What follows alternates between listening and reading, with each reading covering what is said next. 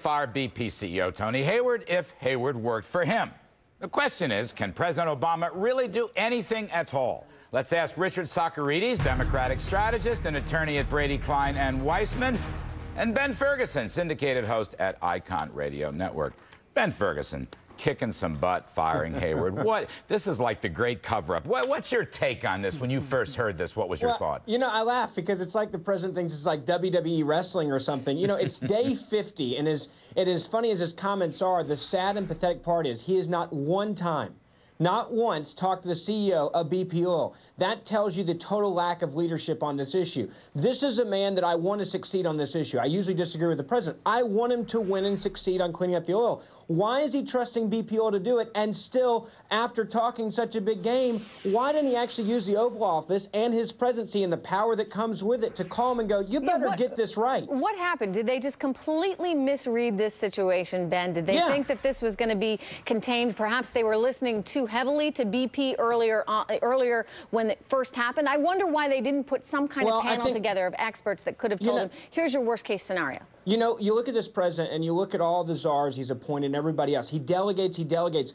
This is where he lacks leadership, and this is one of the biggest criticisms I have of him. With Wall Street and with everything else he's done, he lets other people call the shots. He looked at BP and said, hey, I know you guys, you've done well for me, you've given me a lot of money, I'm going to trust you to do this. If he's going to fight... Oh, my God, I couldn't disagree more. Well, he just said today that he would fire the CEO of BP Oil, Richard, but why yet do you he's disagree so trusting him. much? Why do you disagree? I mean, I think the one problem the president had early on is that they were a little bit slow out of the gate on communicating what they were doing.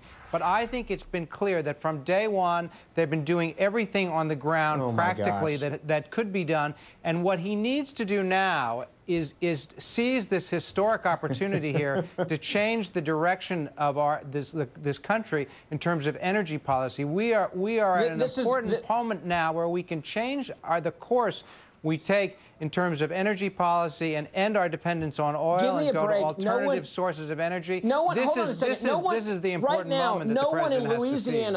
No one in Louisiana or Florida or Alabama or anywhere on the coast right now gives a rat's rear end about alternative energy. They want their beaches clean, they want their jobs back, and they want to protect the wildlife. And you're going to sit here and push for wind turbines? Are you kidding me? Listen, the point is that everything that can be done from a practical perspective on the ground is being done. They've got the best people on this. They've turned the whole government around to focus on this. I want to ask you one question. Yeah, but what's his power? Let me ask you one question. Let me ask you this. What sort of power does he have? I mean, haven't we learned in this crisis that the government is inept, that the government is incompetent, that the government lacks the management skills and undoubtedly the technological skill set too? No, I mean, no, Richard, not at all. Richard, not at all. I think you that. I mean, to me, the lesson I learned is our government sits there. We pay a bloody fortune for it. They're jacking up our taxes to finance it. And what does it do? What does this government do for me? I think we've only learned one thing, and that is that a decade-long reluctance to exercise any oversight or any regulation in this industry has created this disaster. Clearly, the government was not prepared. I don't know. It seems to me that in terms of marshalling the responses of the government have been pretty terrific. Are you blaming Bush for this? That is so bad. That is just so much. I'm blaming a decade-long. Oh, stop! Let me say this: that you look at the governors on the coast right now, and they are the ones that want to clean this up and be in charge of it.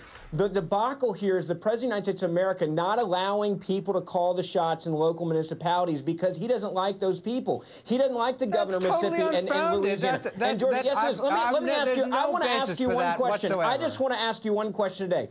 If the President of the United States of America says he would fire the CEO of BP Oil, why is the President of the United States of America still trusting him to be in charge of the cleanup? That's all I want to know. He is certainly not in charge of the cleanup. Yes, he is. The President is in charge of the cleanup, and Thad Allen is in charge of the cleanup. What the problem with BP right now as a company is they still do not get it, how important a moment this is for them. What they have to do, what BP has to do, is say, that they're going to donate 100% of their profits until this is fixed to cleaning this up and making Richard, it right. at the end of the day, doesn't it come back to the government? It is the U.S. government's responsibility, essentially, to protect us from something like this. It is the government's responsibility to protect us from this. So why hasn't he been able to do so? Why hasn't he been more vocal right from the very beginning and really understanding the consequences of this? Well, the problem we've had is that this industry has not been regulated. There's been no oversight for over a decade. That's number one. Number two is that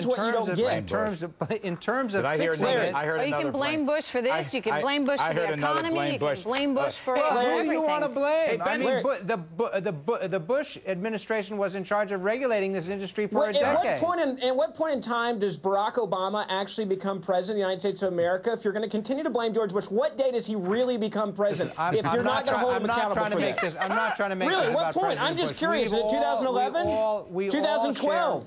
You know, we all share responsibility for this because it is if the Democrats didn't have Bush, Ben, if the Democrats didn't have Bush, they'd have to invent him. I just want to know, when BP goes bankrupt, is President Obama going to actually bail him out? Is it too big to fail? We don't have enough time for that. We got to get moving. Okay, when we come back, that's a good one, Larry. That's a good one. We're going to